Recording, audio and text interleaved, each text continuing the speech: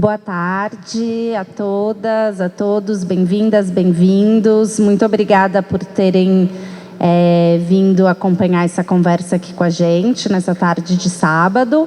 Muito obrigada também ao Davidson, a Beth, a Karina, por aceitarem fazer parte dessa programação. É uma honra tê-los aqui com a gente. Eu sou a Mariana Lorenzi, sou coordenadora de projetos aqui do Museu Judaico de São Paulo. A série Judeidade e Negritude é uma iniciativa do Museu Judaico de São Paulo, do Instituto Brasil-Israel, da Casa Sueli Carneiro, com colaboração dos editores Ricardo Tepperman e Fernando Baldraia. E o Judeidade e Negritude já acontece desde o ano passado, não sei se alguém já conseguiu acompanhar algum dos encontros que a gente promoveu. E esse é o primeiro encontro de 2023, a gente vai continuar com essa série de conversas ao longo do ano. E o intuito é promover conversas acerca das aproximações e tensões relacionadas à judeidade e à negritude. Hoje a conversa é sobre psicanálise, identidade e violência. E a gente convidou, então, a Beth Fuchs e o Davidson Faustino para debaterem esse tema, mediados pela Karina Igelka. Então, aproveitem. Vou passar agora a palavra para a Karina, para ela começar a apresentar os convidados. Obrigada. Eu sou a Karina Igelka, sou psicanalista e sou coordenadora da Marcha da Vida, que é um programa que trabalha sobre a educação do Holocausto. Também sou uma colaboradora do IB e quero agradecer a Karina, que em nome do IB me convidou para mediar essa conversa, e a Casa Sueli Carneiro. É um prazer muito grande estar aqui nesse museu. Confesso que eu estou tomada de emoção, acho que vocês vão perceber, para falar desse tema, que também é o tema que eu me dedico na minha prática, tanto na clínica, quanto no meu trabalho com jovens que topam essa imersão nesse período tão tenebroso da nossa história, que foi o Holocausto. Certamente não foi o único período tenebroso da nossa história, acho que esse também é um tema para a gente conversar aqui. Também fico muito emocionada de estar numa sinagoga transformada em museu, esse museu onde meus pais se casaram, emocionada de verdade, há 55 anos atrás. Uma sinagoga transformada num museu está de acordo com a importância do lembrar como um mandamento judaico. Hoje, justamente, estamos num Shabat que se chama Shabat Zahor. O Shabat antes de Purim é o Shabat para lembrar, quando renovamos o nosso compromisso com a memória. O verbo Zahor está escrito centenas de vezes de forma imperativa na Torá. E ele é sujeito a muitas interpretações. A interpretação de hoje é muito complexa. Não devemos esquecer o que o Aman, o Amaleque, quis fazer com os judeus. E lembramos disso de várias formas durante Purim, que é a festa em que nos fantasiamos, que vai ter início nos próximos dias. Mas por que que a gente não pode esquecer? Por que que a Torá manda a gente lembrar dos nossos inimigos? É para a gente se vingar? É para a gente se sentir vítimas? Qual seria o sentido desse mandamento? Uma das interpretações possíveis é para pensar que nós não podemos ser iguais aos nossos inimigos. Quem aqui é da psicanálise talvez já consiga ouvir um pouco do texto que o Freud fala, da importância de não se identificar com os nossos agressores. Então, a Torá nos diz: lembrem-se dos seus inimigos para não serem iguais a eles, para não serem indiferentes. E como? A maneira como a Torá nos propõe é através de uma memória ativa. É um lembrar, mas um lembrar que passa por um fazer. E eu, na minha prática, na Marcha da Vida, também tento tentamos ensinar dessa forma que a memória, ela não serve para ficar guardada numa prateleira, ela não serve apenas para os nossos rituais, mas ela precisa servir como uma forma de construir uma ferramenta para estarmos no mundo. O lembrar também é um pilar da psicanálise, que foi criada no início do século XX e sua teoria se desenvolveu na Europa das duas grandes guerras mundiais. E junto ao nazismo, do qual Freud foi vítima como judeu e precisou fugir para Londres, já com 80 anos, com câncer e através da ajuda de seus amigos. Freud viveu a intolerância na própria pele e precisou pensá-la para dar conta do sofrimento do seu tempo. Após a Primeira Guerra Mundial, Freud observou que aqueles que voltavam da guerra repetiam a experiência traumática e não conseguiam esquecer o que passou. E ele nos ensinou que o trauma é aquilo que não passa, é um passado que não passa. Então, a forma de não ficar presos, aprisionados ao trauma, seria o lembrar. A importância do lembrar, tanto no judaísmo quanto na psicanálise, tem a ver com um caminho possível de saída do trauma. E Freud também nos ensina, né, que o indivíduo não é um ser indivíduo, indiviso. Ele é um ser composto de muitas identificações que às vezes conversam, que às vezes brigam, e que o ser humano, nós como seres humanos, temos apenas uma ilusão de sermos únicos, lineares, contínuos, mas que na verdade somos um poço de conflitos, né? Conflitos entre pulsão de vida, pulsão de morte, e entre Eros e Thanatos. E eu muito me surpreendi nos meus estudos sobre Shoah, sobre o Holocausto, ao me deparar com o fato de que as técnicas utilizadas nos campos de concentração nazistas já tinham sido utilizadas nas colônias alemãs africanas. Eu já trabalho com isso há 15 anos e talvez faça uns 3, 4 anos que a gente também começou a falar disso nos estudos de Holocausto. Claro que os historiadores já falavam disso, mas eu confesso que foi com grande surpresa que eu ouvi que nas colônias alemãs na África já existiam campos de concentração. Já existia a lógica da exclusão dos seres inferiores e seres superiores. E já existia, inclusive, a morte pelo gás Zyklon B, que foi depois usado no nazismo. E o mundo não se espantou. Quer dizer, o colonialismo, ele tem uma força que até hoje a gente ainda não entendeu, né? O impacto disso na nossa forma de ver o mundo ainda não foi suficientemente falado. E a gente ainda está entendendo que o fato de o mundo ter se calado em relação ao colonialismo africano pavimentou um caminho para o que foi depois o Holocausto, que foi quando o mundo se espantou.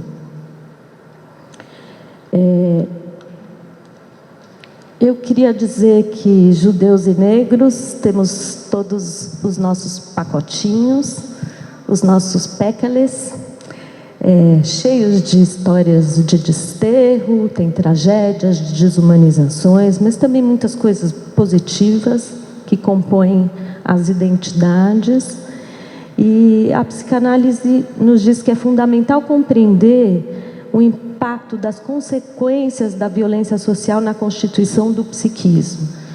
Como o racismo molda o psiquismo do sujeito negro, como o antissemitismo mudou também a subjetividade do judeu. São perguntas necessárias para pensarmos formas de enfrentamentos possíveis. Hoje temos aqui a oportunidade de conversar com a Beth Fuchs, que, confesso, fui reler textos, fui rever tanta coisa, né? Que é uma pessoa que contribuiu para a formação de tantos de nós. e que nos fala de como Freud lidou com a sua judeidade e como desenvolveu as questões da intolerância e da alteridade. E também o Davidson Faustino, né, essa figura que há tão pouco tempo, pelo menos para mim, apareceu, e estudioso de Fanon, que a gente estava aqui fazendo as contas juntos. Há quanto tempo a gente fala de Fanon no Brasil? E ele foi me contando que faz uns 6, 7 anos. Quer dizer, há pouco tempo, os autores negros, que dirá as autoras negras, saíram dessa invisibilidade imposta pela branquitude. Fanon é um autor fundamental que nos diz o quanto a psicanálise branca europeia elitista ainda precisa fazer uma lição de casa e para poder ouvir o sofrimento do negro. E eu acho que a gente fica mesmo com uma pergunta, para mim, muito profunda, né? O quanto o preto pode ouvir o sofrimento do branco, quanto o branco pode ouvir o sofrimento do preto, quanto o judeu pode ouvir o sofrimento da pessoa LGBTQIA+, o quanto a gente pode, de fato, entender a dor do outro. Então, não vou me alongar mais, agradeço a presença de vocês e passo a palavra para a Betty. Obrigada. Vocês estão escutando? Então. Boa tarde a todas e a todos. Eu gostaria primeiro de agradecer à Casa Sueli Cardoso, ao Museu Judaico e ao Instituto Brasil-Israel pelo convite para falar sobre um tema que me é caro. Agradeço também ao Ricardo, meu querido Ricardo, por ter indicado meu nome para estar aqui presente ao lado do Davis, alguém que eu admiro muito, mas só há 5 minutos atrás tive a oportunidade de conhecer pessoalmente.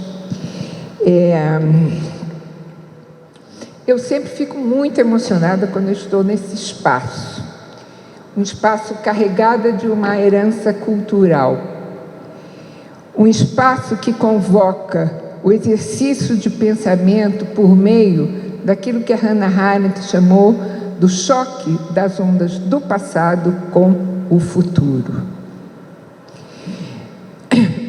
Freud, baseando, enfim, ele querendo escrever uma teoria sobre o testemunho, fundamentar essa teoria sobre a herança sobre a transmissão de uma herança cultural. Ele pediu socorro aos escritos do Goethe e usou um de seus versos para dizer melhor sobre esse enigma. Abram aspas. Aquilo que herdaste de teus ancestrais, adquira-o para fazê-lo seu. Esse verso ilumina com cores fortes o sentido dos conceitos pelos quais nós aqui hoje estamos reunidos: negritude e judeidade. O termo judeidade foi cunhado por um filósofo, escritor francês, tunisiano, de origem tunisiana, o nome dele é Albert Memmi. E o que ele designa? O que seria judeidade é um modo próprio e singular de cada sujeito eticamente se dizer judeu. Ou seja, pegar essa herança e conquistar e devolvê-la também ao mundo, né? Então, a judeidade é alguma coisa particular e singular, mas obviamente inscrito dentro da cultura, porque não há sujeito fora da cultura.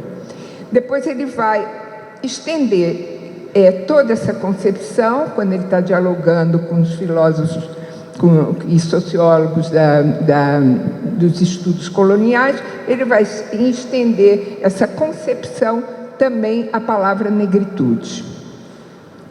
Bem, quando eu era criança, eu passava as férias na casa dos meus avós em Campos, uma cidade do interior do Rio de Janeiro. Todo sábado eu meu avô chamava o meu irmão e chamava ele para ler a Torá. E eu dizia que eu queria entrar. E ele dizia, não, as meninas não leem a Torá. Você vai com a sua avó para o mercado. Minha avó vendia doce no mercado. Eu chorava, me debatia e tal, mas afinal eu me divertia muito lá no mercado, que como toda avó judia, dava comida, comprava bala, me acarinhava, então não foi tão traumático assim, tá?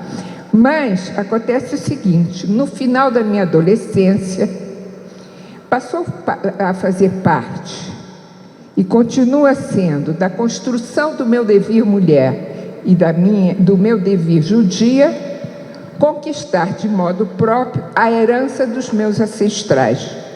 Durante o meu doutoramento, conheci o universo da interpretação talmúdica e esse conhecimento se tornou um dos pilares da defesa da minha tese, que mais tarde se transformou no livro Freud e a Judeidade, a vocação do exílio. Busquei traduzir de que modo a leitura talmúdica do texto bíblico, a psicanálise e a própria escrita participam da mesma abertura para a palavra que cada um é chamado a dizer. Bom, em função do tema proposto para hoje, psicanálise, identidade e violência, vou procurar mostrar de que modo a judeidade inventada por Freud encontra na psicanálise sua expressão maior enquanto uma prática clínica capaz de levar o sujeito a desafiar o sentido do idêntico e reinventar-se outro. Em seu devir judeu, Freud construiu uma sólida teoria sobre a cultura, inaugurada com a construção de um mito sobre a linguagem, o laço social e as grandes instituições. O ponto central dessa teoria é o questionamento da maior fonte de sofrimento humano, a relação entre os homens. Um questionamento que envolve inúmeras reflexões sobre a guerra e a destruição, e sobre as origens do antissemitismo que então afligiu o seu tempo. Reflexões que são perfeitamente cabíveis à apreensão dos conflitos armados de nosso tempo, do racismo, da misoginia, da homofobia, da xenofobia, etc. O fato é que essas diferentes formas de violência destrutiva acusam, na obra do Freud, a forte e íntima aliança que a barbárie mantém com a civilização desde o início da modernidade. A psicanálise nasceu num tempo em que intelectuais, escritores e artistas judeus enfrentavam uma forte resistência da cultura liberal germânica. Independentemente de suas escolhas, religiosas ou não, sionista ou internacionalista, os judeus intelectuais estiveram divididos entre a assimilação cultural e uma espécie de gueto social de fronteiras invisíveis que os obrigavam sempre a repensar o ser judeu.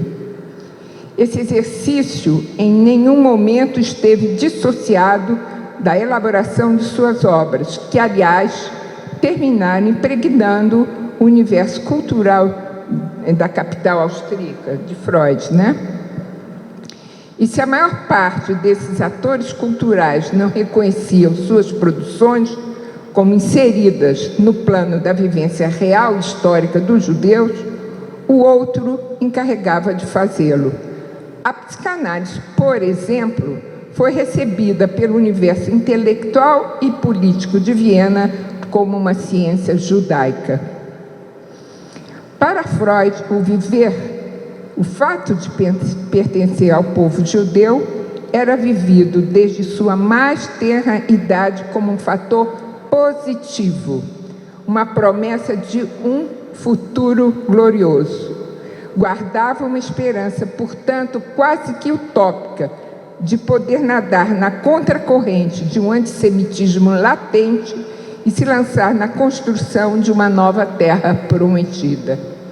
Entretanto, ele nos conta que, quando entra na universidade, sofreu investidas antissemitas e precisou criar dispositivos para enfrentar as ofensas e desvantagens impostas pelo judeu, o que lhe valeu aprender a viver, nas palavras dele, abram aspas, em oposição à maioria compacta e, abrem aspas, obter uma certa independência de juízo.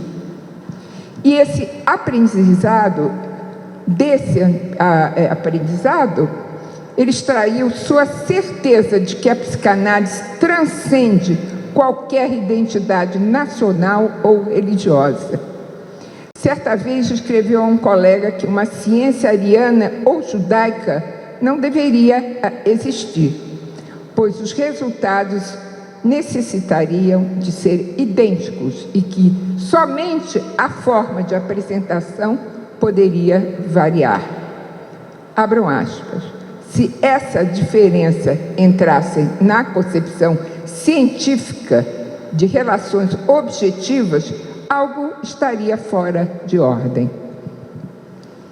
Entretanto, no que diz respeito à institucionalização da psicanálise, Freud apresentou certas observações interessantes. Por exemplo, num dos seus textos bastante conhecidos, reconhece que, abram aspas, talvez não tenha sido por acaso que o primeiro defensor da psicanálise tenha sido um judeu. Acreditar na nova teoria exige determinado grau de aptidão a aceitar uma situação de oposição solitária, situação, diz ele, com a qual ninguém está mais familiarizado do que o judeu.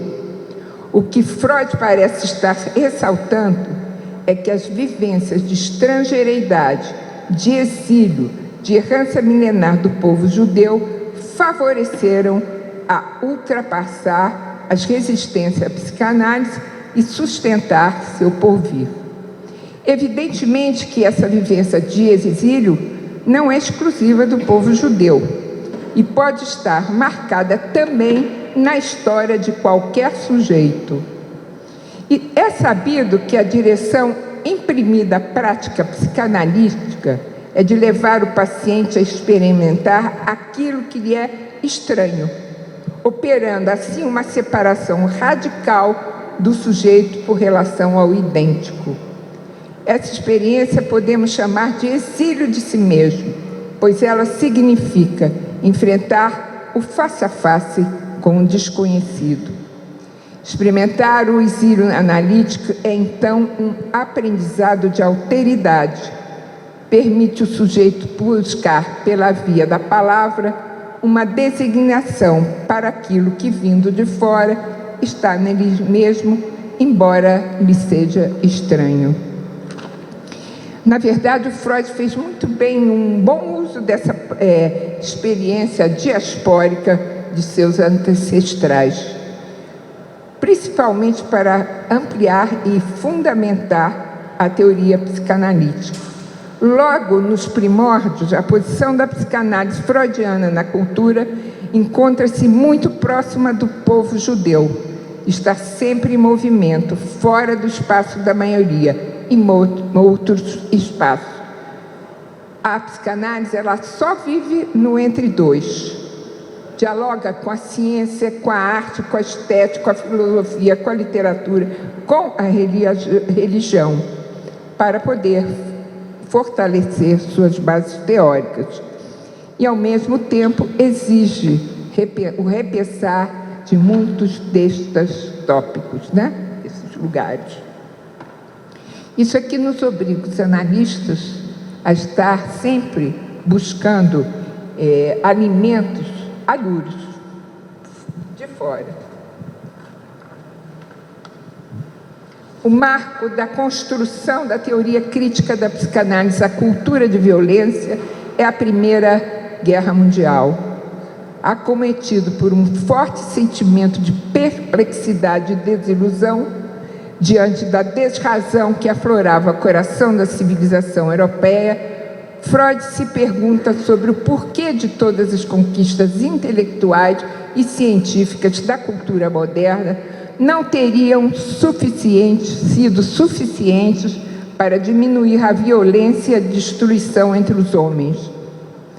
Essa pergunta orienta as primeiras elaborações sobre a categoria do mal na ordem dos fenômenos coletivos.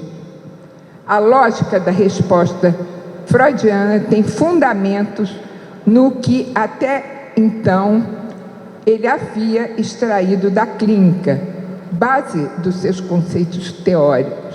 O que ele diz? Se no homem amor e ódio intensos convive conflitantes, a isso ele chamou de ambivalência de sentimentos, e as pulsões são aquilo que são nem boas nem más, dependendo do destino que seguem na história do sujeito e da civilização. Então, a guerra, a destruição, a desumanização dos laços sociais não são apenas momentos efêmeros, fadados à superação no futuro. Muito ao contrário, tratam-se de acontecimentos inexoráveis que incorporam um elemento radicalmente social e histórico. Moral da história: impossível erradicar a presença da crueldade e da destruição entre os homens, mesmo porque alguns impulsos que, em geral, consideramos maus, são de natureza primitiva. Por exemplo, não existe sujeito sem uma boa dose de agressividade e crueldade, o que é diferente das manifestações que ocorrem no registro da agressividade não erotizada, tais como o assassinato, o extermínio e o genocídio. A insistência de Freud em considerar, a partir da construção do mito de totem tabu, que direito e poder foram originários da transformação da violência, condensa de forma precisa o duplo sentimento da palavra violência em sua obra. Além de designar a força que sustenta os processos simbólicos e a relação entre os homens, indica também a presença bruta do elemento mais arcaico dessa força nas operações destrutivas e outros assemelhados que sistematicamente inundam a civilização de sangue e dor. E esse elemento arcaico, segundo Freud, que determina o que ele chamou da inclinação inata do ser humano ao mal, à agressão, à destruição e à crueldade. Teoricamente, esses afetos estão sob o guarda-chuva do conceito de pulsão de morte, a pulsão que trabalha em silêncio em nosso interior. Fusionada à pulsão de vida, ela ela é extremamente positiva. Entretanto, quando essa fusão se desfaz, comprova-se o caráter inexpugnável da guerra e da destruição no reino dos animais pensantes. No início da década de 20, Viena estava sendo ocupada pelo nazifascismo. Foi sobre esse tempo histórico que Freud aprofunda a incursão da psicanálise no campo da política, num texto chamado Psicologia das Massas, Análise do Eu. Um texto considerado premonitório sobre o destino de uma massa de indivíduos forjado, de um lado pela atribuição de uma identidade nacional, aos que, comungando de um suposto sangue, dominada por um líder. E, do outro lado, exclusão dos não idênticos, a quem os idênticos devem endereçar o ódio. Processo que vai levar ao paroxismo o genocídio dos judeus homossexuais, alguns negros também, doentes mentais, etc. Bem, à luz de um livro como mais moderno, do Victor Klempler, por exemplo, que foi editado há pouco no Brasil, né? Chama-se LTI, Linguagem do Terceiro Reich. É possível a gente reler esse texto Psicologia das Massas e enfim, ver como é que o Freud ele intuiu que a linguagem do líder era capaz de hipnotizar a massa. Muito interessante, né? Porque esse livro, escrito pelo Victor Klempler, um filólogo, ele começa a escrever ainda antes da guerra. Ele foi casado com uma alemã não judia, então ele consegue escapar, né? Mas é tão interessante que ele vai estudando a transmutação da língua alemã, né? E como isso foi entrando aos poucos na carne, no sangue do povo alemão, até transformar, por exemplo, o significante judeu em rato, né? E então, ou por exemplo, o fanático foi transmutado para herói, porque quanto mais fanático você era pelo nazismo, mais herói você era. Então, de certa maneira, em outro registro, porque o Freud intuiu essa questão da linguagem, é muito interessante reler toda a intuição dele do que poderia vir trazer o totalitarismo e o nacionalismo. O fato é que a psicologia das massas leva à gênese do princípio da nacionalidade na Europa moderna e seus mecanismos complexos de produções identitárias, racismo, xenofobia e o moralismo. Essas são as moedas correntes do nacionalismo.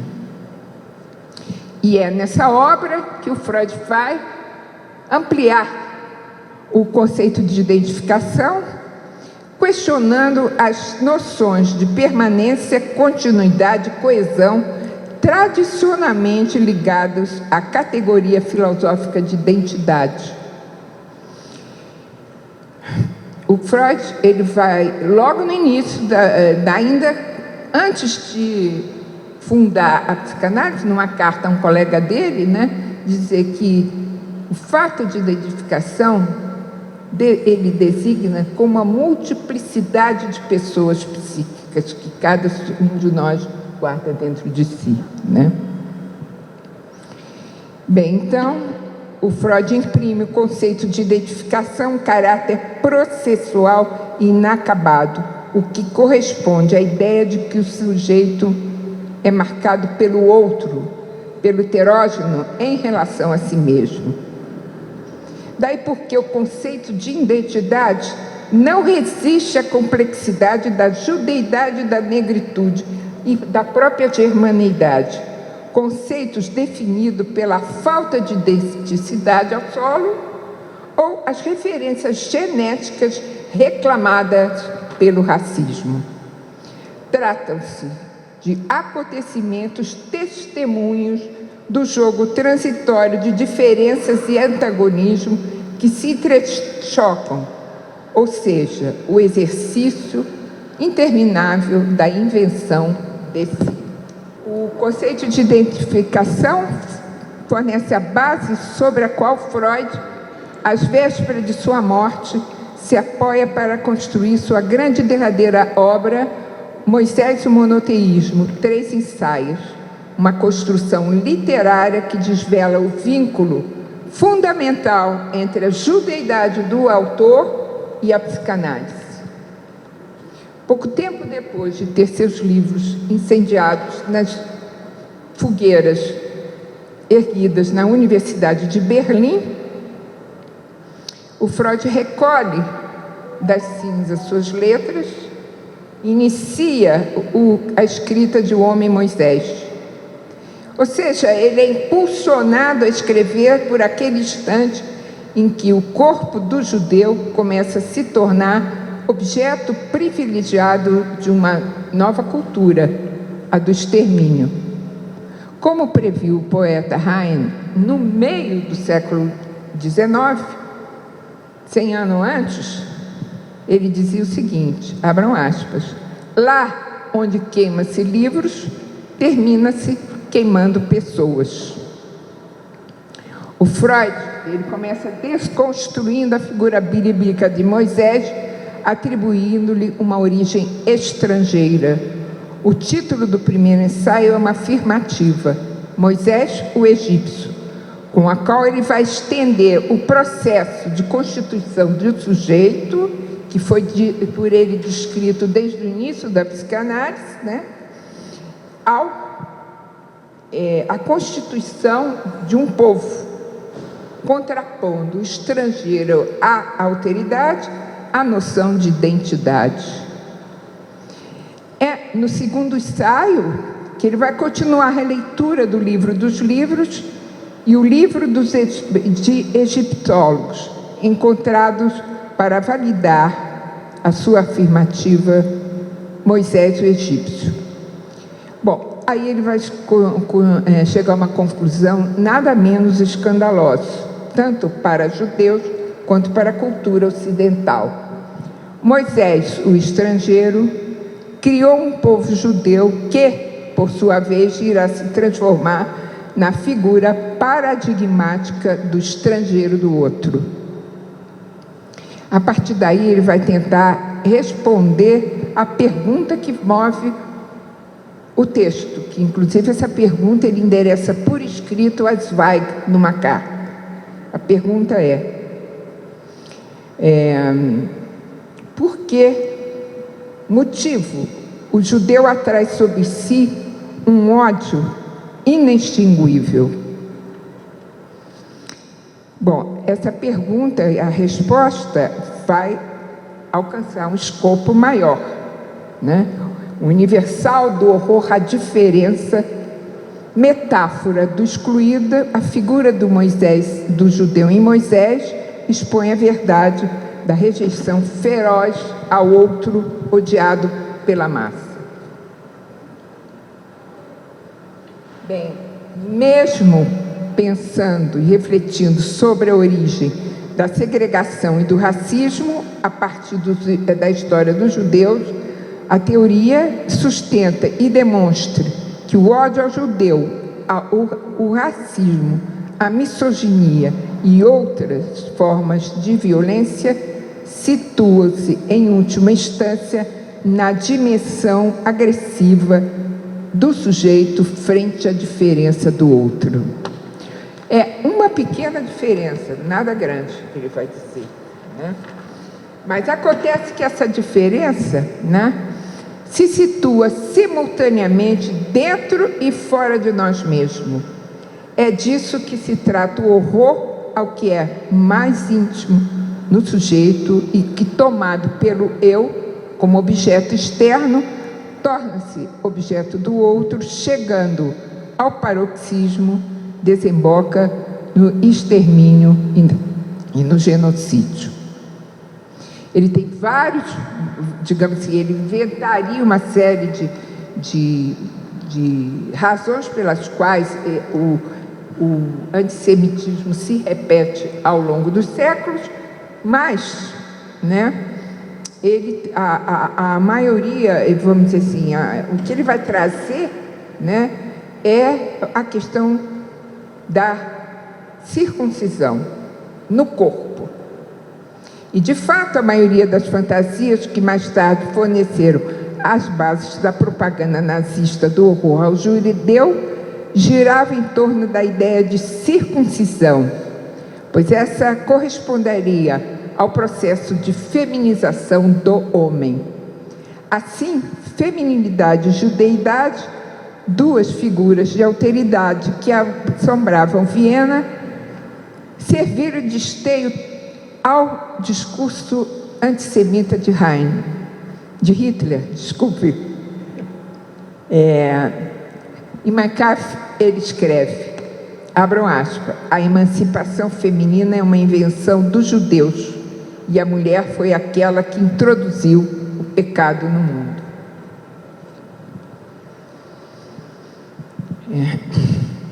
A circuncisão é uma marca no corpo que provoca sensação de estranheza por acusar ausência e privação. Daí a hipótese freudiana de que a raiz inconsciente mais forte para o sentimento de superioridade do homem sobre o judeu e a mulher é a diferença sexual.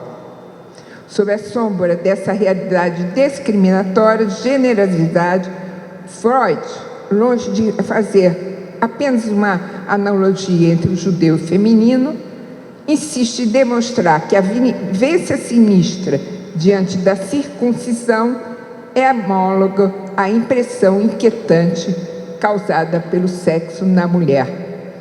Ambas provocam um horror determinado, o horror à castração. Bem, o princípio de unidade que pretende prescindir do exterior durante o nazifascismo atingiu também a população de negros e filhos de mulheres brancas com soldados africanos. O Hitler, abram aspas, no Mein Kampf, os judeus trouxeram os negros para o reino, né? Com claro objetivo de arruinar a raça branca, a qual odeiam através do resultado obrigatório da bastardização. Os homossexuais tiveram o mesmo destino dos judeus.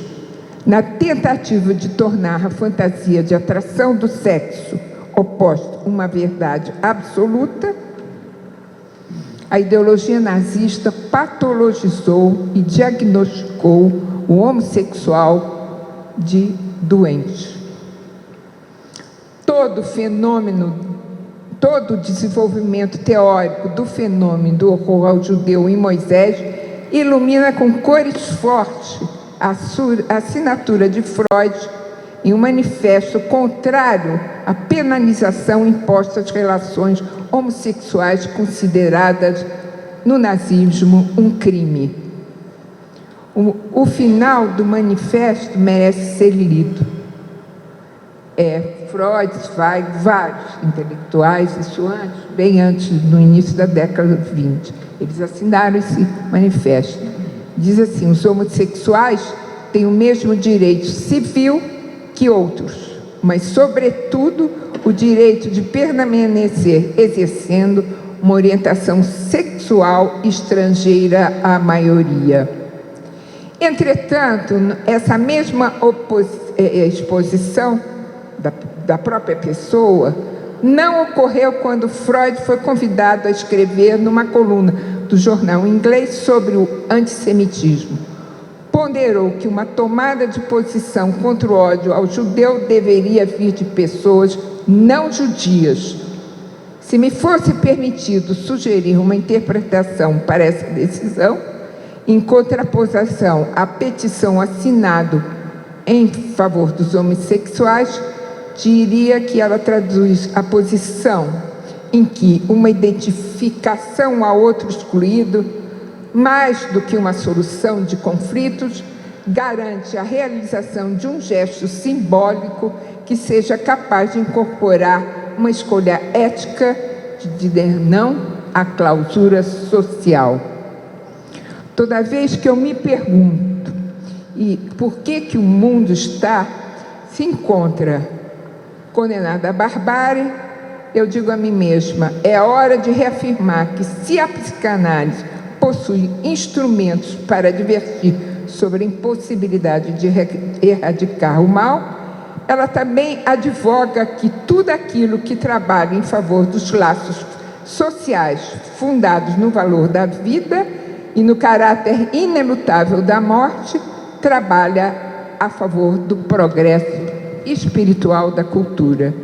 Termino voltando à questão da transmissão de uma herança cultural, evocando a um episódio emblemático sobre a presença e incidência do devir judeu na psicanálise.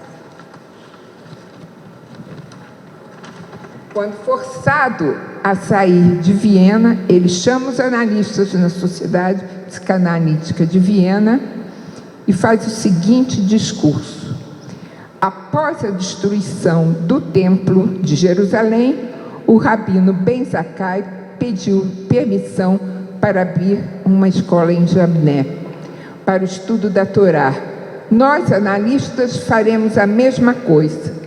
Além de tudo, estamos acostumados a ser perseguidos pela nossa história, pelas nossas tradições e, alguns de nós, pela experiência.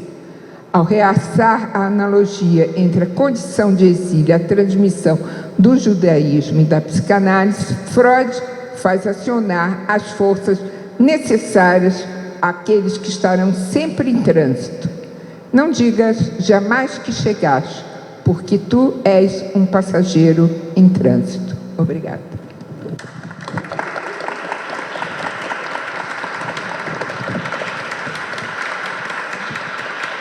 Obrigada, Beth. Vou passar agora a palavra para o Davidson. Oi, boa noite, ou boa tarde, né? Não sei. É uma honra estar aqui, é uma alegria e um desafio também falar depois da Beth. Vai dar uma... acho que... Ou eu posso pegar o da Beth também, né? Será? Acho que parou, né? Ainda tá, mas tá... Bom, agora já parou. Não, acho que agora... Tá, né? É que eu estudar música ainda estou ouvindo. Mas não, agora diminuiu. Bom, gente, boa noite de novo. Não, agora foi. É um prazer estar aqui, uma honra nesse espaço tão importante que preserva a cultura de um povo, mas que também um espaço que cumpre um papel muito importante na contemporaneidade, né? Provocando debates, reflexões que não dizem respeito apenas a esse povo, mas que são de interesse de toda a sociedade. Então é uma honra estar aqui com vocês nesse ciclo de reflexões e para discutir elementos tão importantes e incontornáveis como a judeidade e a negritude. E, bom, eu pensei para o nosso tema, para a nossa conversa, a partir da provocação, né, que está colocado, que é psicanálise, identidade e violência. A minha ideia é trazer algo que, aliás, acho que vale um comentário, né, um parêntese, que não só judeidade e negritude estão em diálogo, mas também a luta contra o antissemitismo também inspirou em vários momentos também a luta contra o racismo antinegro, né? Então, tanto pelos termos comuns, mas também por acúmulo de luta, por experiências de luta, né? Então, também é bastante interessante a gente estar fazendo esse debate, porque há muitos pontos em comuns e também há diferenças que são importantes de serem pensadas, né? E aí o meu objetivo é pensar o tema da psicanálise, a identidade e violência a partir da diáspora, mas a diáspora negra, um termo que nós temos tomado emprestado para pensar a experiência moderna, né? O surgimento do racismo a partir da escravidão. E aí eu queria, com isso, né, propor alguns diálogos entre psicanálise, história e sociologia para poder olhar para essas questões, né? E aí é muito oportuno também pensar na importância dessa conversa e como foi lembrado, a importância de lembrar, né? O lembrar para se libertar do passado. E quando a gente pensa no passado a partir do Brasil, há um recalcado que curiosamente desaparece das reflexões sobre o passado, que é o colonialismo ou a escravidão. Ela aparece às vezes como um elemento do passado, como se não tivesse implicações presentes, né? E então também é nessa linha que eu queria trazer algumas provocações, talvez fanonianas, a partir de 3 temas que são muito caros ao Francis Fanon. E aí acho que abre uma porta de diálogo com a psicanálise, que é um primeiro elemento, a categoria de sociogenia que o Fanon propõe. O segundo elemento, a forma que o Fanon pensa a violência. E um terceiro elemento, uma categoria que o Fanon apresenta num diálogo também com a psicanálise, que ele chama de duplo narcisismo, que é algo que ele apresenta para pensar as ambivalências ou as ambiguidades da identidade, né? Então eu queria pensar esses 3 temas porque eu acho que eles nos ajudam a pensar o nosso tema geral, a relação entre judeidade e negritude, mas eu acho que eles jogam luz para questões muito presentes, né? Nós que acabamos de sair de 4 anos de terror, mas que talvez os desafios que a gente tem pela frente sejam muito maiores do que os desafios eleitorais, né? Nós tivemos uma vitória muito importante, mas, de novo, lembrar, para se libertar do passado, lembrar para que determinados elementos não se repitam, passa a ser ainda mais importante agora que, aparentemente, nós vencemos uma etapa, né? Se alguns elementos forem esquecidos, podem ser que eles sigam retornando, ainda que nós tenhamos tido uma vitória eleitoral. Então eu queria pensar esses 3 temas. E aí eu começo pela categoria sociogenia, apresentado pelo Francis Fanon, num diálogo muito próximo com a psicanálise. Eu vou tomar a liberdade para ler um trechinho aqui do Pele Negra, Máscaras Brancas, lá na introdução, onde o Fanon faz uma referência ao Freud. Ele vai dizer, a respeito do Pele Negra, Máscaras Brancas, que antes de abrir o caso, o dossiê, algumas coisas precisam ser ditas. A análise que realizamos neste livro é uma análise psicológica. E aí, para quem conhece Pele Negra e Máscaras Brancas, sabe que é um texto que tem como objetivo refletir sobre os efeitos psíquicos das dominações sistêmicas, no caso, o colonialismo. Então, a análise que empreendemos é psicológica. Contudo, continua a nos parecer evidente que a verdadeira desalienação do negro requer um reconhecimento imediato de realidades econômicas e sociais. Se há um complexo de inferioridade, ela resulta de um duplo processo, primeiramente econômico e, em seguida, pela interiorização, ou melhor, pela epidermização dessa inferioridade. E aqui ele vai citar o Freud. Em reação às tendências constitucionalizantes da psicologia do final do século XIX, Freud, ainda estou lendo, por meio da psicanálise, exigiu que se levasse em conta o fator individual.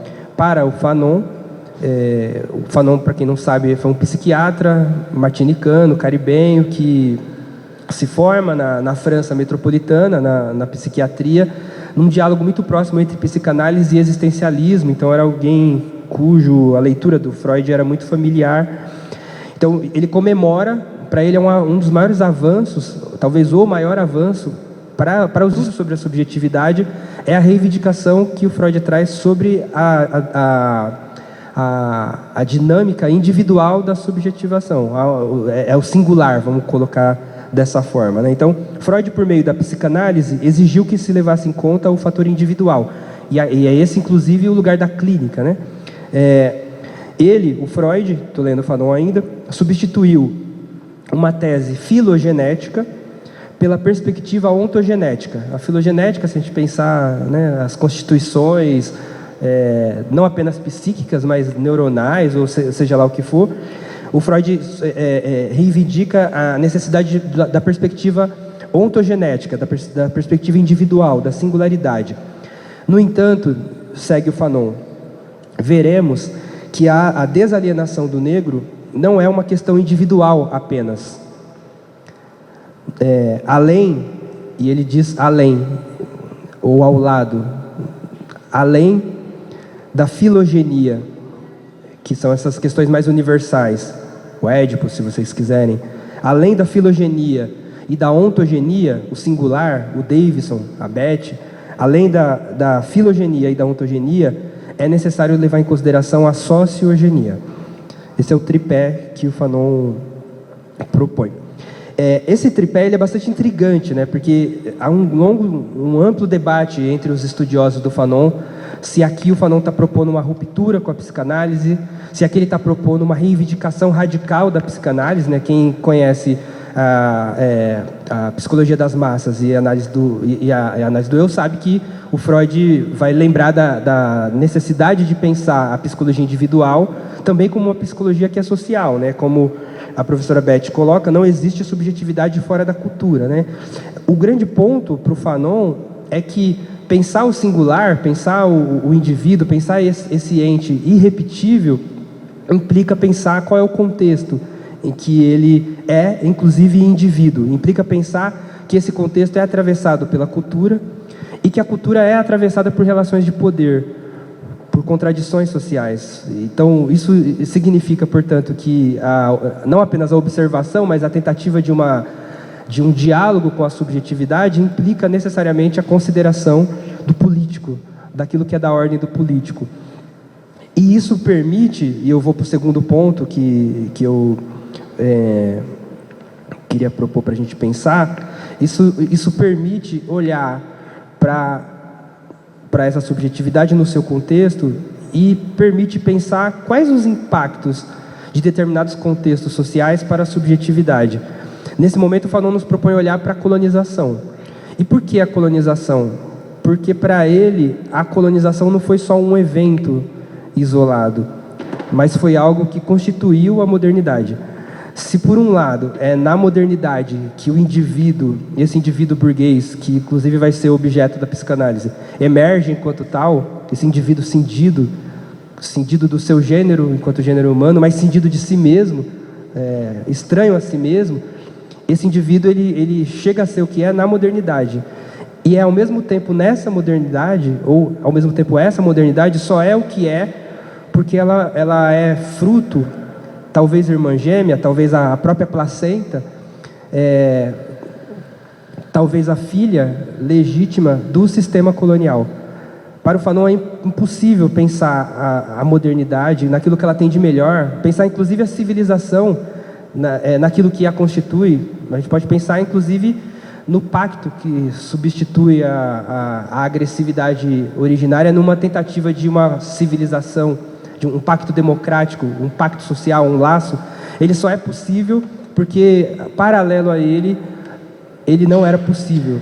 Ao mesmo tempo que se constitui no Ocidente uma noção de democracia, e o ápice, a gente já tem do Hobbes até o Hegel, todo um processo de lutas intensos, que vão forjando uma nova noção de direito, uma nova noção de estética, uma nova noção de subjetividade, uma nova religião, se a gente pensar a importância do protestantismo luterano, por exemplo, que tem no indivíduo alguém que reconhece o indivíduo como sujeito.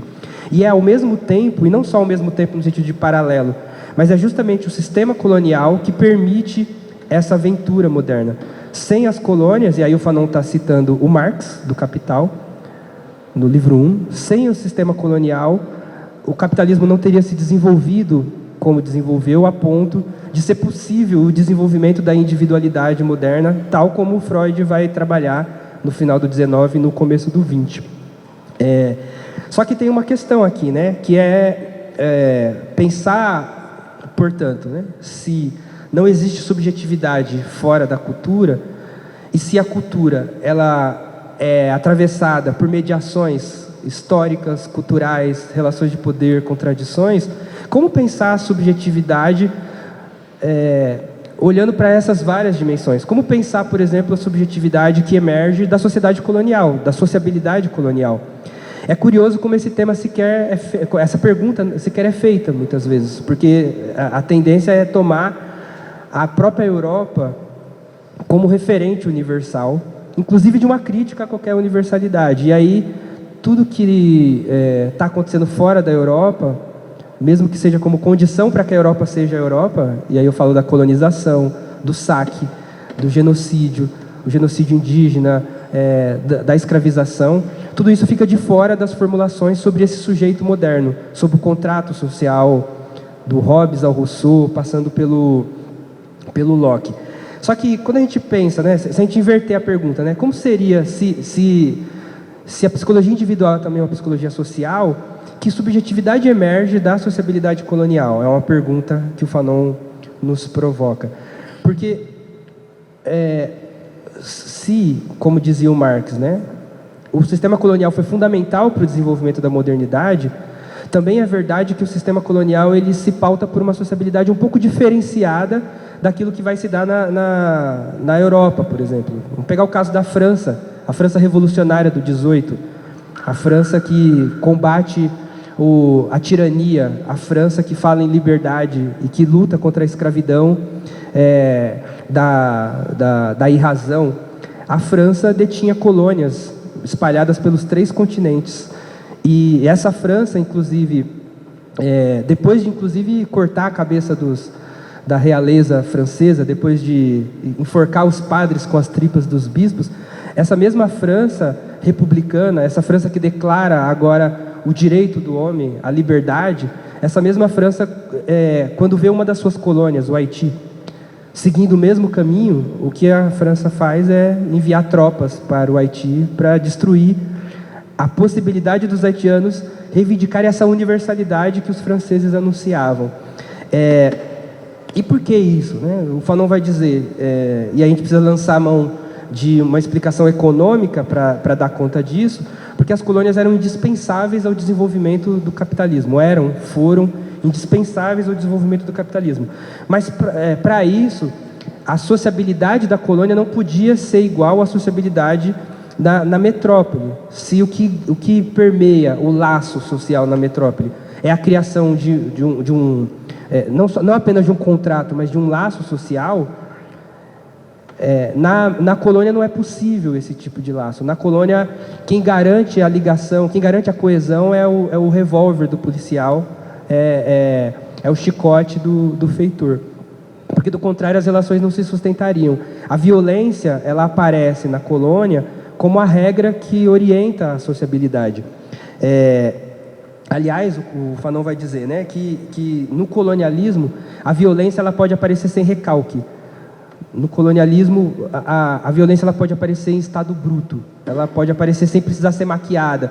Se na metrópole é necessário criar igrejas, criar escolas, criar cidadania para que o explorado se sinta parte do laço e aceite a imposição do Estado num contrato social, na colônia é o policial, é o soldado que garante essa coesão. Lógico que não sem também a igreja, não sem a produção de conhecimento, não sem a ideologia, mas o principal elemento é a força, né?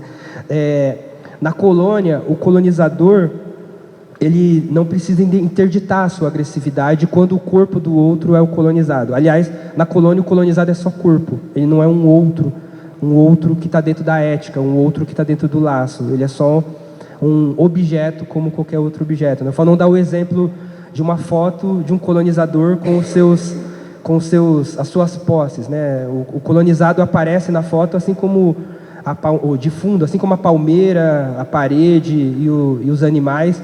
Ele aparece como o fundo, onde o único sujeito é o colonizador, né? Isso lembra aquele texto do Shakespeare, A Tempestade, né?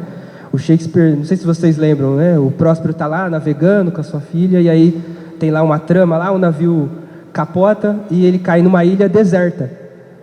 Numa ilha deserta, onde vivia o Caliban. Mas como que a ilha é deserta se já tinha o Caliban na ilha, né? Mas não é alguém não é alguém do nosso laço, é alguém que está fora da ética, está fora da estética e está fora, portanto, da política, né? Aliás, é o Próspero que ensina o Caliban a falar. Se esse alguém está fora, então as repressões, as interdições que são necessárias para o laço não precisam se aplicar a esse outro. A violência ela pode aparecer em estado bruto, né? E por um lado, né, se o colonizador não precisa controlar a sua agressividade, o colonizado, por outro lado, aprende a reprimir as suas expressões, a sua pulsão o tempo inteiro, né? O Fanon vai dizer que a afetividade na colônia ela está sempre em estado bruto, é como se fosse uma panela de pressão com o pino entupido, porque qualquer tentativa de participação na polis é recebida imediatamente com a força bruta do Estado, com a força bruta da polícia, da guerra, sem mediações, né? Então o colonialismo ele é a violência em estado bruto.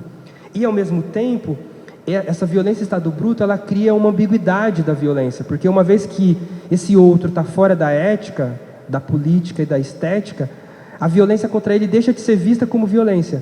A gente viu isso na Alemanha nazista, né? Se são ratos, não são humanos. Então qualquer tipo de violência já está autorizada, ela não precisa ser justificada porque ela sequer é vista como violência. Há uma naturalização que contamina inclusive a linguagem. Até a linguagem, o Próspero não ensina só o Caliban a falar, mas as palavras empregadas na comunicação são aquelas que justificam o lugar do Próspero como o único sujeito da relação, que justificam o Caliban como um monstro que, se falar alguma coisa, é para repetir as ordens do do próspero, né?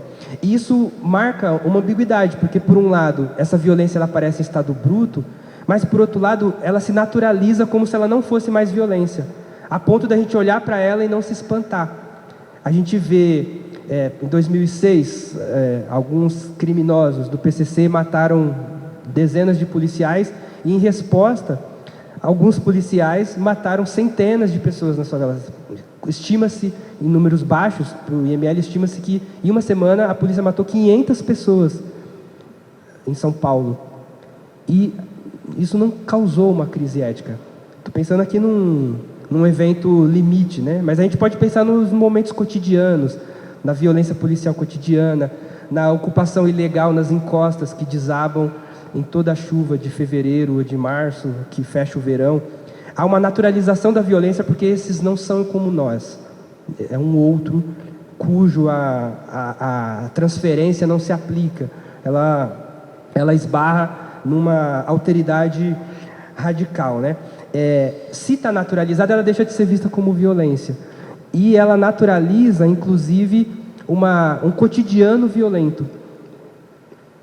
E aqui tem algo interessante que o Fanon nos traz, que eu acho que é bem explicado pelo Mark Twain, num livro dele que eu vou ler aqui rapidinho.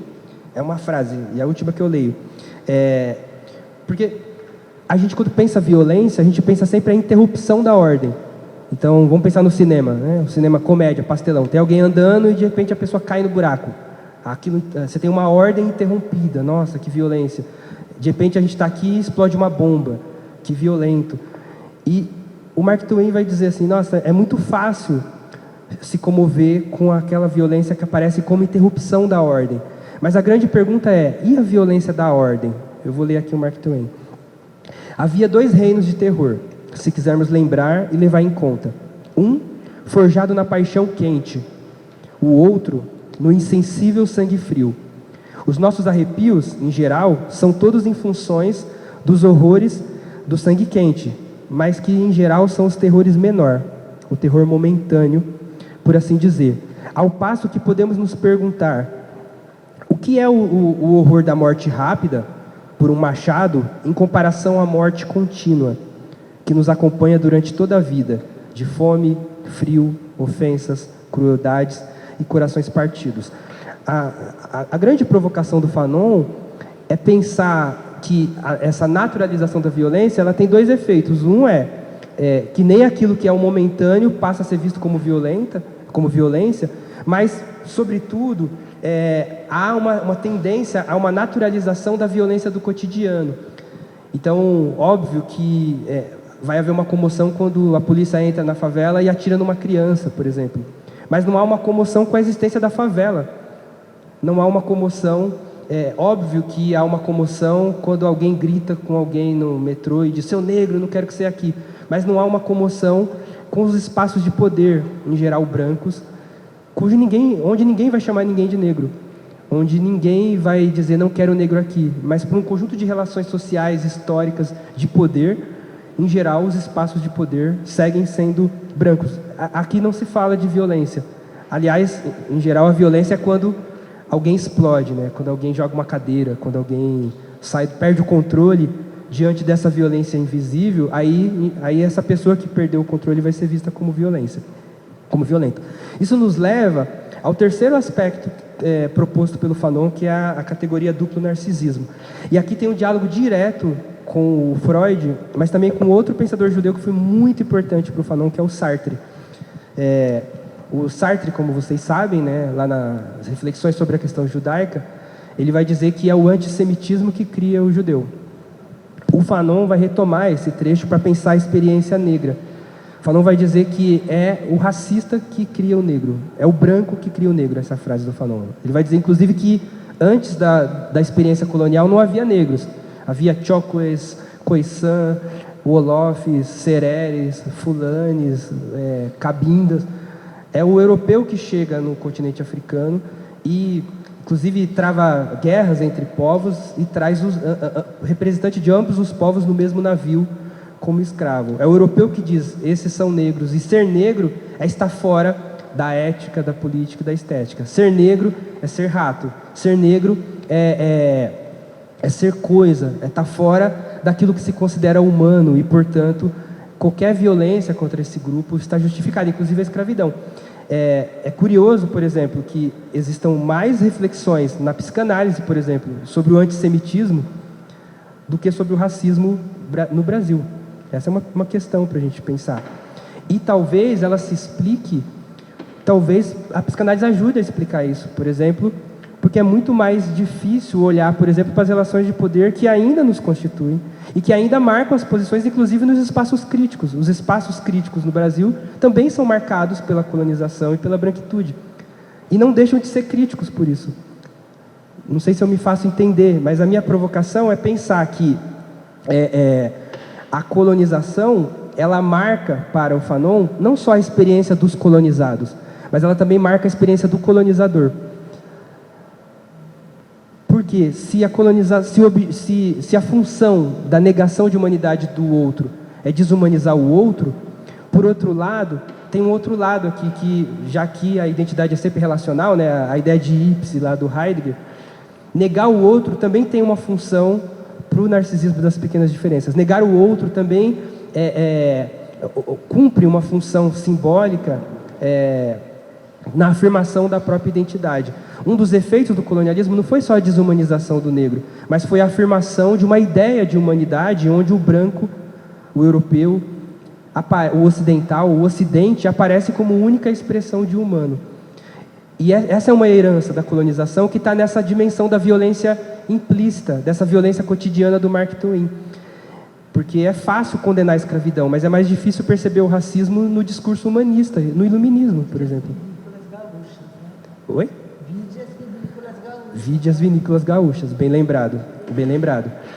Então, a grande provocação fanoniana é mais do que olhar para a dor negra, ou escutar a dor negra, mas é pensar o quanto que o colonialismo constitui a normalidade, a ordem, o universal, que nessa sociedade moderna, que existe a partir da colonização, ela vai ser profundamente marcada pelo racismo. E aqui tem um debate muito interessante para pensar a identidade, porque a gente fala da identidade judia, da identidade negra, mas a gente não fala da identidade branca. O quanto que ela também se a gente pensar em termos fanonianos, uma projeção, né? O narcisismo é isso, inclusive, é quase que uma história que a gente conta para nós sobre nós, necessária, importante, mas ela tanto que a psicanálise propõe pensar mais em identificação do que enquanto identidade, mas a grande provocação do Fanon é pensar o quanto que o racismo não cria só um negro, mas também cria um branco. E cria um branco num lugar que é diferente, porque cria um branco que não se vê como um outro, relativo na relação com outros, mas cria um branco que se vê como o único, um branco que se vê como universal. Tão universal que não precisa nem ser nomeado, não precisa nem ser especificado, ele é universal. Quando a gente pensa o humano, do Diderot ao Hegel, a gente está pensando em geral na Europa. A Europa aparece como expressão universal de humanidade. O branco vira o caminho, a verdade e a vida. Tem um filósofo judeu e negro, essa é uma história que a gente precisa conversar também, chamado Lewis Gordon, que vai propor, ele retoma o Leibniz para pensar esse dilema como teodicéia, como uma narrativa que joga para fora as próprias contradições para apresentar a si próprio uma imagem coerente. Para o Lewis Gordon, lendo o Fanon e o Sartre, a principal função do racismo moderno não é só animalizar o negro, mas é, sobretudo, narrar a experiência ocidental capitalista como única, necessária e incontornável. É apresentar a Europa, o Ocidente, como o caminho, a verdade e a vida, e ninguém se humaniza se não for pela Europa. Nesse sentido, a gente pode pensar também o branco como identitário. Em geral, a gente pensa identitário, esse negro ressentido que só fala de negro, esse judeu ressentido que só fala do Holocausto. O Fanon nos convida a pensar o branco, que não fala de identidades, que não fala de negro, que fala de humano. Mas toda vez que eu busco esse humano, eu tenho a Europa. Toda vez que eu busco esse humano, é o Ocidente que aparece como expressão de humano. Não seria isso um identitarismo? E isso coloca várias questões para nós, né? Porque se o colonialismo não marca só a constituição do negro, mas a criação de uma ideia de humano embranquecida, eurocêntrica, o desdobramento lógico é a gente se perguntar em que medida as nossas áreas de conhecimento também não foram marcadas por esse epistemicídio, por essa violência colonial, por esse apagamento teórico que foca na Europa como expressão de humano. A gente pode fazer essa pergunta para a filosofia, que inventa um mito grego e até hoje só consegue olhar conhecimento nessa narrativa que vai dos gregos até a França, até a Europa, no máximo até o Heidegger. Mas a gente pode fazer essa pergunta para a sociologia, para as artes, para a teologia. É sempre o Ocidente que aparece como expressão universal de humanidade. O Fanon propõe fazer essa pergunta para a psicanálise. Até que ponto a psicanálise, ainda que ela surja como um outro, ela também não... e aí é interessante porque ele reivindica a psicanálise para fazer essa pergunta. Caso ela também não se interrogue enquanto campo localizado, até que ponto ela também não pode reproduzir esse identitarismo branco, ao tomar a experiência ocidental como parâmetro universal de humano, ao tomar a família ocidental, ao tomar o Deus ocidental. Porque se a gente tem, por exemplo, se o Freud está vendo um Deus que aparece como absoluto na sociedade vitoriana, aqui a gente tem a pombagira, que no meio do culto joga vinho no seio. É outro tipo de arranjo, ainda que seja o mesmo. Numa sociedade cristã, católica, onde a repressão sexual é o mote, se tem momentos do culto em que a dança compõe a possibilidade do sagrado. Isso traz outros arranjos, outros que ainda são os mesmos, mas que têm particularidades. Talvez o desafio que esteja colocado é pensar no quanto que esse identitarismo branco nos constitui enquanto civilização, ainda que estejamos no pensamento crítico, né? Em termos fanonianos, eu tenho tentado pensar isso para os nossos momentos, né? E gosto de fazer um diálogo entre o Fanon e o Lacan. O Lacan traz aquela passagem da Antígona, né? Para pensar a morte-corte, a segunda morte, como um elemento importante, inclusive, para pensar o desejo. Eu tenho proposto pensar a Antígona em outros termos, a partir também desse diálogo, né? Pensar não uma segunda morte, mas pensar o racismo como uma morte antes da morte. Quando Hitler diz que o judeu é rato, você tem uma morte antes, porque a Antígona ela quebra a lei primeiro para depois ela ser condenada. Mas aqui não, você tem antes de qualquer coisa, antes da pessoa aparecer no mundo, ela já está condenada. Se a gente pensar nas relações raciais no Brasil, desde a infância, a criança negra já vivencia discriminação. Aliás, na barriga da mãe, a criança tem propostas de esterilização. O Brasil passou por políticas de esterilização, cujo objetivo era evitar que delinquentes se proliferassem. Mas a gente pode pensar antes da barriga. Tem pessoas que escolhem o parceiro sexual, já pensando se o nariz vai sair mais fino, se o cabelo vai sair bom, para usar um termo de um rapper. Acho que vocês não acompanham o rap, né? Mas um rapper branco recentemente foi dar um depoimento num programa de podcast e ele falou sobre o cabelo ruim. Não um rapper não, um jogador de futebol.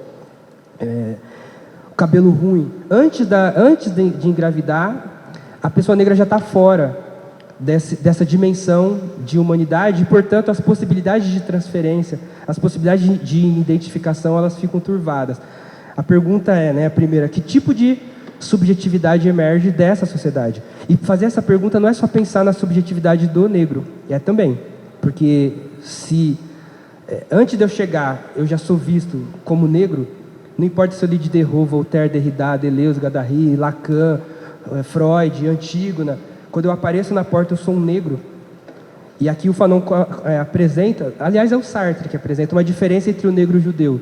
O negro é vítima da sua aparição, né? Não há aqui uma hierarquia e nem uma quantificação de sofrimento, mas há uma constatação de particularidades.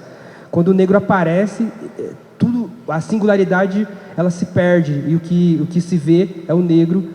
E o negro não é a soma de todas as experiências, mas são os inventos coloniais a respeito do que é ser negro. E o que é ser negro na sociedade colonial?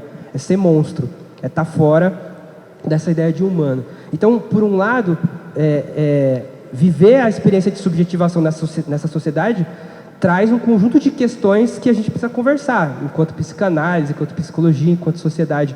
Mas tem uma outra pergunta que o Fanon nos faz. O que é ser branco numa sociedade racista? Porque se a nossa humanidade é relacional, ao desumanizar o outro, eu também perco a minha humanidade. Isso significa que, se eu cresci numa sociedade onde o outro não é humano, isso significa que eu não preciso apresentar diante desse outro as interdições que são fundamentais para o laço social. Então significa que eu também vou ser afetado por esse processo. Significa que desumanizar o outro é também perder a própria humanidade. O senhor de escravos que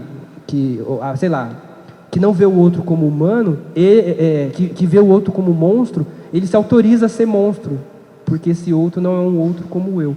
Então a grande questão é em que medida nós não somos todos monstros. E talvez não o monstro daquela violência abrupta que interdita a ordem, mas o monstro que se acostumou na ordem de uma sociedade racista, cujos todos os espaços de poder continuam brancos e a gente não se incomoda. Essa talvez seja alguma das provocações que nos cabe pensar nesse processo, e eu paro por aqui para a gente discutir. Muito obrigada.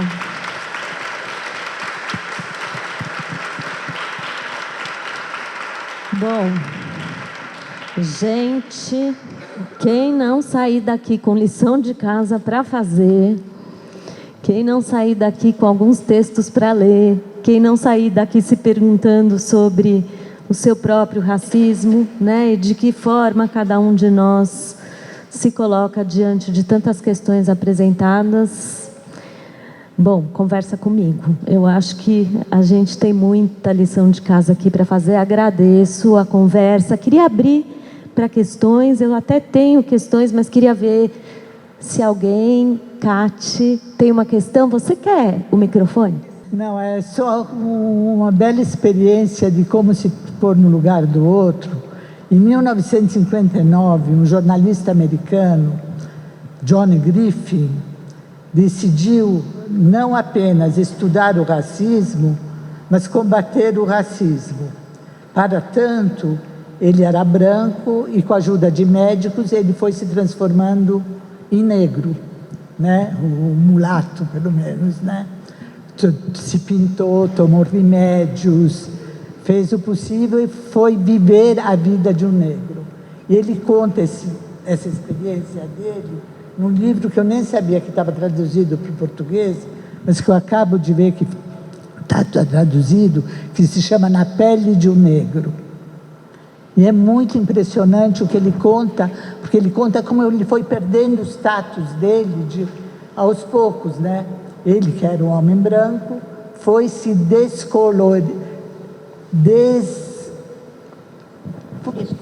descolorindo não, mas ele foi perdendo o lugar dele aos poucos, né? Destituído de um lugar, né? Do seu lugar de sujeito, né?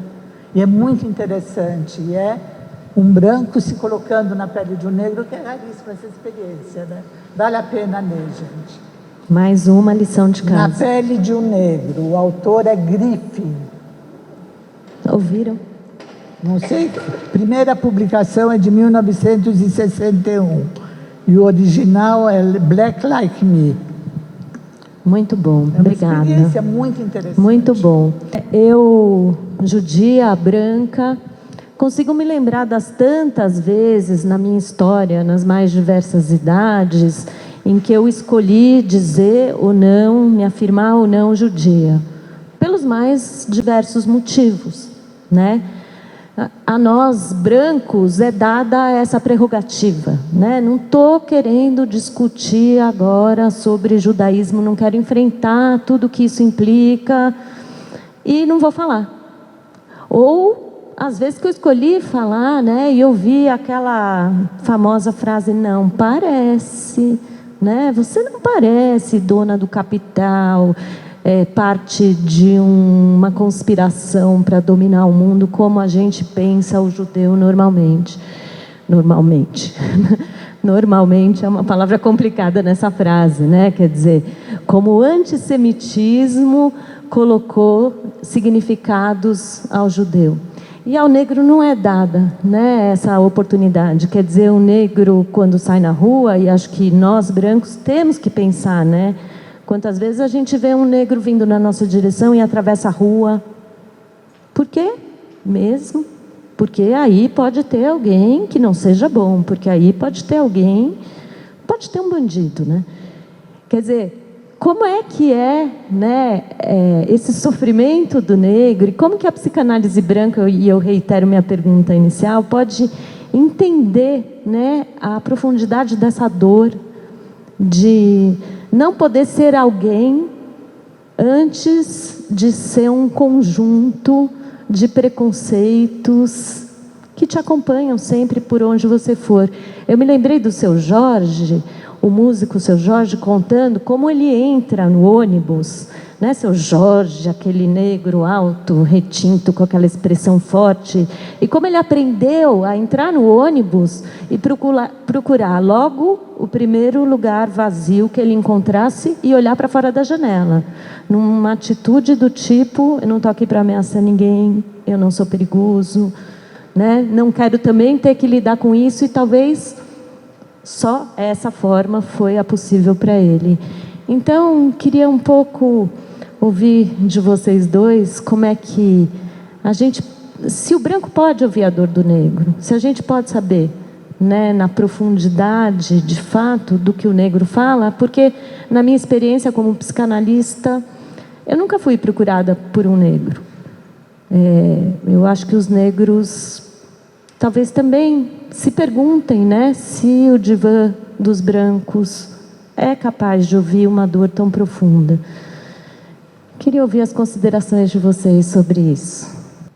Só aproveitar então, já que o Davidson está aqui, que é uma pessoa que eu acompanho, mas nunca tinha encontrado, dividir uma agonia que eu tenho lendo Fanon. Eu não consigo interpretar direito o que é que ele está dizendo, principalmente no diálogo com Sartre e no diálogo com a judeidade.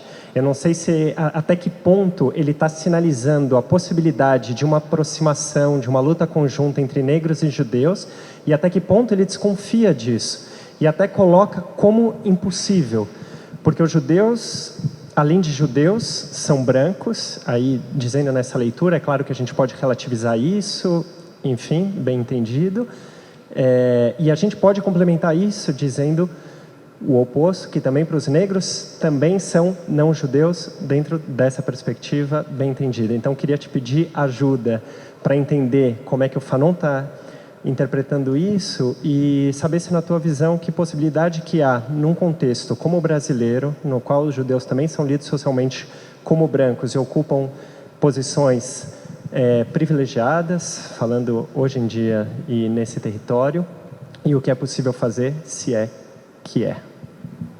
Queria cumprimentar os palestrantes e queria dizer que eu também sou psicanalista e eu já atendi negros, né? Ufa!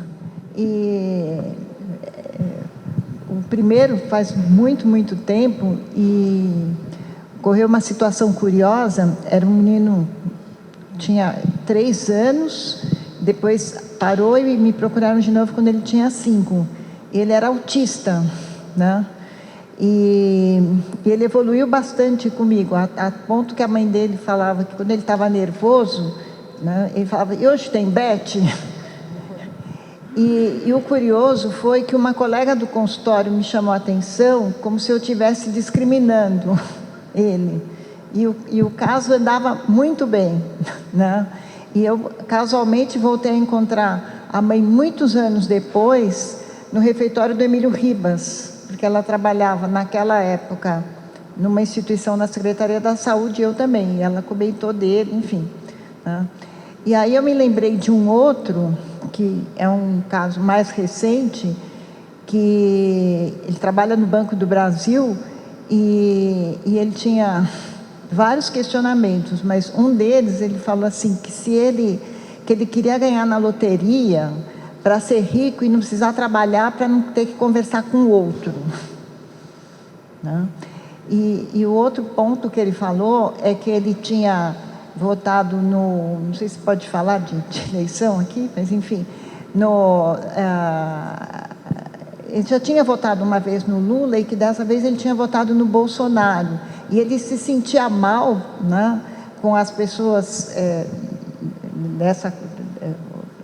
os outros, quando ele falava que votou no Bolsonaro, falou, mas como você votou no Bolsonaro? Você não pode votar. Era isso que eu tinha para falar. Associar a judeidade com branquitude parece fazer exatamente isso que a Europa faz, que é se colocar como o universal e o padrão.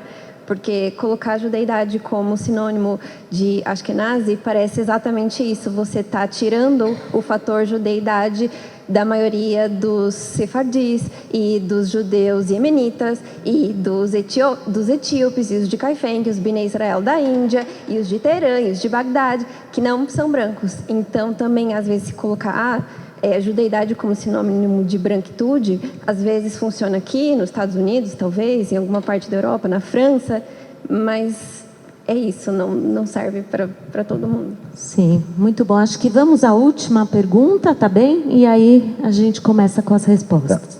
Não, então, nos países como esses, que não é a Europa, não é os Estados Unidos, essa perspectiva de integração, né, ao mesmo tempo em que, ao contrário, quando foi, eu acho que é o Aimé Césaire que diz que o extermínio dos judeus é a volta do colonizado para fora, voltando para dentro da Europa. E aqui, como é que vê isso do ponto de vista oposto? Quer dizer, nós, enquanto todos colonizados, ficamos tentando nos diferenciar enquanto brancos, judeus, negros, quando, na verdade, temos uma situação comum. Acho que a primeira questão é, talvez, pode o branco ouvir o negro? O Fanon, ele faz essa pergunta no capítulo 4 do Pele Negra, quando ele vai fazer uma crítica ao Otávio Manoni, que é um importante psicanalista da época dele, alguém que o Fanon tem muita estima, mas o Fanon discorda das conclusões do Manoni sobre a subjetividade do povo malgache. Malgache é quem nasce em Madagascar, que era um dos territórios colonizados pela França, que o Manoni viveu ali, e ele vai escrever um livro, aliás, fazendo menção ao Próspero e ao Caliban, para pensar a subjetividade do colonizador e do colonizado, e o Fanon, ele chega à conclusão de que a análise do Manoni é uma análise eurocêntrica, uma análise equivocada, não tenho tempo para discorrer porquê. E aí ele faz essa pergunta: será que a questão da escuta, ela encontra uma barreira ontológica? Será que e ele faz essa pergunta para o branco, mas depois ele faz a pergunta para a psicanálise. Será que a psicanálise pode dar conta de escutar uma queixa de uma experiência que surge fora desse ambiente ocidental? E a resposta dele é surpreendente. Ele vai dizer que sim, é possível que a psicanálise, é possível que o branco, assim como é possível que um homem escute uma mulher, que um hétero escute um homossexual, você não precisa ser idêntico ao outro para escutar. Aliás, supõe-se que seja quase impossível se colocar no lugar do outro, de fato. É possível se identificar com o outro, mas não, você não precisa ser igual ao outro para que a transferência ocorra. A grande questão está, até que ponto a gente é capaz de se colocar no interior das relações sociais para perceber onde a gente se situa nessas relações sociais, para que também a gente consiga fazer com que esse diálogo seja possível. A pergunta é mais como que a gente organiza esse referencial que surge num contexto particular específico, e sem ignorar que ele não é o único referencial e que há outros referenciais possíveis de diálogo. A questão é mais pensar como que, se para usar um termo lacaniano, né, que se o inconsciente é estruturado como linguagem, a cultura brasileira não pode ser a mesma cultura austríaca ou francesa, ainda que tenha elementos comuns. É algo próprio da linguagem ela ter particularidades, vernacularidades. Se o inconsciente é estruturado como linguagem, é necessário pensar, inclusive, para além da linguagem, quais são as relações de poder que atravessam a própria constituição da língua, enquanto também um espaço de poder e conformação subjetiva. Então, a pergunta não é quem, mas como. Agora, é fato que, atualmente, a comunidade negra, que até ontem nem tinha acesso à psicologia, muito menos à psicanálise, quando começa a ter, encontra terapeutas que nunca pensaram sobre racismo na sua formação e que vão ter dificuldade de escutar sobre o que é o racismo e vão se frustrar e vão falar, não quero um analista branco, quero alguém que me entenda. Mas essa é mais uma reação de uma instituição que não se questiona a respeito do seu identitarismo branco do que um problema ontológico, do que um problema incontornável. Porque, de fato, se a gente levar porque a psicanálise questiona os pais dos outros, mas não mata os próprios pais. Se a gente levar os pais da psicanálise a sério, eles nos convidam, inclusive, a interrogá-los, a interpelá-los e a olhar para o nosso contexto. E o nosso contexto tem particularidades que trazem outras perguntas, né? E tem muitos psicanalistas fazendo essas perguntas, mas não podemos esquecer que, no Brasil, o racismo é um recalcado na cultura. A Lélia Gonzalez vai dizer, aliás, uma dica de leitura, lição para casa, né? A Lélia Gonzalez vai dizer que a nossa cultura se constitui a partir de um tipo de neurose que recalca, que esquece, que evita lembrar do que foi a escravidão, porque isso tem implicações concretas para as relações de poder do presente, né? Então, e isso traz uma questão que é importante. Olhar para isso, lembrar, voltar para esse processo de elaboração é mais do que só pensar no racismo quando o negro vem para a clínica. Por que não pensar no racismo quando o branco está na clínica? Essa é a pergunta do Fanon, porque se a nossa humanidade é relacional, o branco também é parte das relações raciais. Por que a gente só pensa nisso quando o negro entra na clínica? Talvez porque a gente ainda tem o branco como universal. Talvez porque nós ainda sejamos vítimas do identitarismo branco. A outra questão, né, e aí eu concordo que uma forma de antissemitismo é, inclusive, e é isso que o Sartre trazia, né, criar um rótulo ao judeu e generalizar, né? Então você tem tanta perda das diferenças internas ao grupo, mas também você tem a perda da singularidade. Então o indivíduo deixa de ser o indivíduo e ele vira o judeu. É por isso que o Sartre vai questionar, né, no auge do seu existencialismo, o quanto que o antissemitismo ele é desumanizador, né? Então, acho que, de fato, pensar a judeidade como de forma genérica traz alguns riscos. Por outro lado, também é importante pensar algo que o Fanon chamava atenção, que é aquilo que é universal, ele se apresenta de formas particulares. E por que eu estou falando isso? Porque é a pergunta que o colega fez, que eu não estou visualizando ele, em relação ao texto do Fanon. A minha leitura é que a relação do Fanon com a luta do povo judeu é uma relação de identificação. Primeiro porque ele era casado com uma mulher judia e ele foi vítima de muita discriminação na França por isso. E o que ele percebe? Naquela França, a gente está falando da França da década de 50, o judeu não era branco. É bom lembrar que a gente tinha acabado de sair do nazismo. Naquela França, o judeu não era branco. No entanto, qual é a provocação do Fanon? É que essa França, que se une não em defesa do judeu, se une em defesa da nação francesa contra a Alemanha, essa França tem um orgulho de ter vencido Hitler, mas não se questiona sobre as suas colônias. Então, a grande provocação do Fanon é, inclusive, pegar uma crítica que circulava no senso comum ao nazismo e se perguntar por que vocês conseguem ficar muito incomodados com o nazismo, mas não falam nada sobre a colônia. Essa é a provocação do Fanon. Mas o tempo inteiro nos textos ele está chamando a atenção. Inclusive ele diz, quando alguém xinga um judeu, ele está me xingando enquanto negro. Ele está o tempo inteiro buscando o laço de identificação, mas o tempo acabou, senão a Beth não vai falar. Mas só queria dizer que isso traz questões para a gente pensar do ponto de vista da particularidade. Porque se na França o judeu não era branco, no Brasil ele é. Mas ele não deixa de ser judeu. Então isso, talvez a gente não vai responder essa questão com um maniqueísmo, mas pensando como que na complexidade das relações a gente tem particularidades. Mas tocar nisso não é buscar cisões entre nós. Porque é verdade, o branco no Brasil também é colonizado. Se a gente ler o Celso Furtado, ele vai mostrar o quanto que o branco tem... A elite tem complexo de inferioridade. Ela é colonizada, mas isso não a impede de se pautar a partir de um processo violento de extermínio de populações. Então, pensar essa dimensão externa não impede de olhar as dimensões internas de estratificação, de desigualdade. E aí o convite é sempre esse, é como romper o maniqueísmo para pensar a solidariedade de fato, porque senão a crítica ao que vem de ataque de fora pode servir como silenciamento as contradições que estão ao nosso lado em nome de uma falsa unidade, né? E isso é reproduzir a violência. Obrigada, Beth. Suas considerações finais. A gente estava discutindo se o branco pode ouvir a dor do negro.